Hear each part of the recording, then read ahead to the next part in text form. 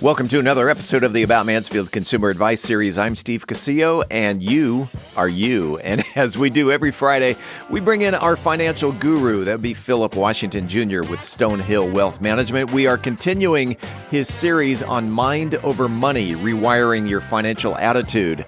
Perhaps you've heard some of these excuses before. I don't have the discipline. I don't want to give up my vices. I'm waiting for an inheritance. We'll talk about those. All right, so these are common excuses, if you will, on why people don't dig a little deeper into their financial situation. And so let's start with the next one. I don't have the discipline to stick to a financial plan. Yes, discipline is required when you're doing something you don't want to do. And I'm of the opinion that you should never do anything that you don't want to do because that requires way too much energy, right? I like to use the example of I'll do a different example from the podcast, right? Like working out for me, and this is just me specifically. I'm a runner and I like to run, and I run in my neighborhood quite a bit, maybe 4 to 5 miles, 4 to 5 times a week, really 5 to 6 times a week. And sometimes people will go, man, that seems like a lot. Yeah. And I go, yeah, it would be if it wasn't such a benefit. Meaning, like, for me, running is less about like enforcing some physical discipline for the physical aspect, but running for me is like mental clarity, right? Like if I need clarity or I'm getting stuck in my head or something like that, like running, like clears me out, and it is a benefit. Like I'd like zone out and forget that I'm running. And so I don't need discipline to go run because it is, mental clarity, right? Sure. And the way I built to 5 miles was I didn't start at 5 miles. I would just run to where it wasn't hard, right? And then I just run and it wasn't hard. And then I would feel good every time I do it. And then I would get more clarity. And then I was like, oh man, this is super clear. So 1 mile turned into 2 turned to 3. Right, 3 turned to 4 or 5. Right, I don't have any desire to go to 10 because I can get everything I need in 5. No. Right, but yeah, I'm still waiting to start. But all right, so that's how you attack your financial plan. And that's how you attack your financial plan. Yeah, you start with 1 mile, work up to 2 miles, work up to 4 miles, and stop at 5. Right, yeah. And if you just run 5 miles, you get rich. Just run 5 miles a day, and you don't even have to think about it. No, but for real, yeah, you hit on the point. It's like find something about your finances that you like to do or like to think about, even if it's just dreaming of what you want, and just like practice that. And then that good feeling will lead you to the next good feeling, thought, and action, right? And then over time, you'll look up and you'll have a complete estate planning with trusts and wills and millions of dollars in your brokerage account and properties. But like, if you think about like trying to do all that stuff now, it becomes overwhelming, right? So just build it brick by brick, incrementally in your mind, and then it'll work. One brick leads to an entire wall. Absolutely. Look, China did that. And never mind. I'm not going to even go. The next one. I don't want to give up my vices or indulgences. Oh man, this is a good one because I'm a believer of vices. I love having vices, right? What's the point of being human if you don't have vices? Like, I'm for real. Like, if I had to choose between, I saw this Instagram video, and it was a girl going to the grocery store, and everything she picked up to eat, she would reference to a video of some other creator on Instagram saying, "Don't eat this, it's whatever." It was like everything. It was like they had a problem with bananas, a problem with like asparagus, a problem with meat, a problem with almond milk. I saw the other day that there's a problem with Cheerios. Right? Yeah. It's too much wokeness, right? There's just a problem with humans. Like, if you want to technically think about it, there's just a problem with everything. Everything's right? bad for you. Yeah, right. So like, but my point is like, pure energy is no problem, but that's invisible.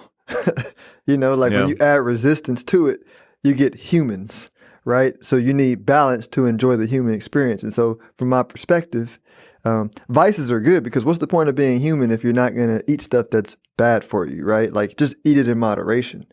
And so like, I feel like with vices around like your finances is like have stuff that you do that you're quote unquote not supposed to spend your money. That's irresponsible relative to society. But if you do it within the context of your budget, you're good. Just make sure like your entire budget's not a vice. You know what I mean? Like, oh yeah, like going out for chicken nuggets for breakfast. Right? Just do it once in a while. Once in a while. I mean, look at Warren Buffett. He drinks cherry Coke, like nothing but cherry Coke. That's what he drinks all the time, every day. And some people might be like, "Oh, Warren Buffett, like you spend money on a cherry Coke and eat a hamburger, eating out every single day. How you gonna?" He's a billionaire and he's not dead. Like he's 90 something, he has his vices and he spends his money and eats irresponsibly on the few things that he does, but he doesn't like gorge out all day on cherry Coke and hamburgers. In moderation. The next one and the final one, I'm waiting for an inheritance or a windfall to change my situation. Now, to me, that just says, stop it. But I'm not the expert here. Just stop waiting for the inheritance because inheritances don't always come. And then they kind of creepy, like to and I'm that was a judgmental comment. So let me think of a different way to say that. I'm just gonna say it. That just that just sounds creepy to like wait for an inheritance. I mean, I'm waiting for mom and dad to die, right? So I can, that. Maybe if you don't say it out loud. Okay, but what if mom and dad, or what if mom or dad come down with a medical situation where they need to spend your inheritance to get over it? Exactly, right? And if that's your deep desire, then there's like a conflict, right? Because like you're gonna feel guilt and resentment and all that kind of stuff. So my deal is like energetically, so we don't continue to judge people, right? Who think of that. Like when you are thinking of somebody else outside of yourself saving you, then you become a slave to conditions, right? You need this condition, an inheritance or some windfall to come to save you, which is like the wrong energy to think through. You think, no, like everything that I need is inside of me, right? Whether it's the ideas, whether it's the attitude that attracts lack, like it's inside us. It's inside of me, right? I am satisfied with what I've been able to build so far, and I'm excited about what I'm going to build. But I don't need some specific condition to save me, to bail me out of this, because that's just the wrong way to think about it. It puts you in a position where whenever, like, I'm trying to say something different than what I said on my podcast, but it's just the same way that your parents would feel if you were relying on their inheritance to get yourself financially ready. Like a natural response to a financially responsible parent is going to be like, I'm not giving it to you then. Like, I don't want to give my kids an inheritance if they need it. I want to give it to them if they don't need it. And I mean, I think energetically, that's the same thing. You fight against yourself. You fight against your own interest when you need a windfall to save you versus saying, no, like, I'm good and I'm always getting better. And when you align in the right emotion, which is when I say energy, then on accident, like, you might luck up and get in, or you make your parents want to leave their money to you because they know you won't be a screw up with the money. So stop waiting for someone else's bank. When it comes, all right, so going back to that statement, I'm waiting for an inheritance or a windfall.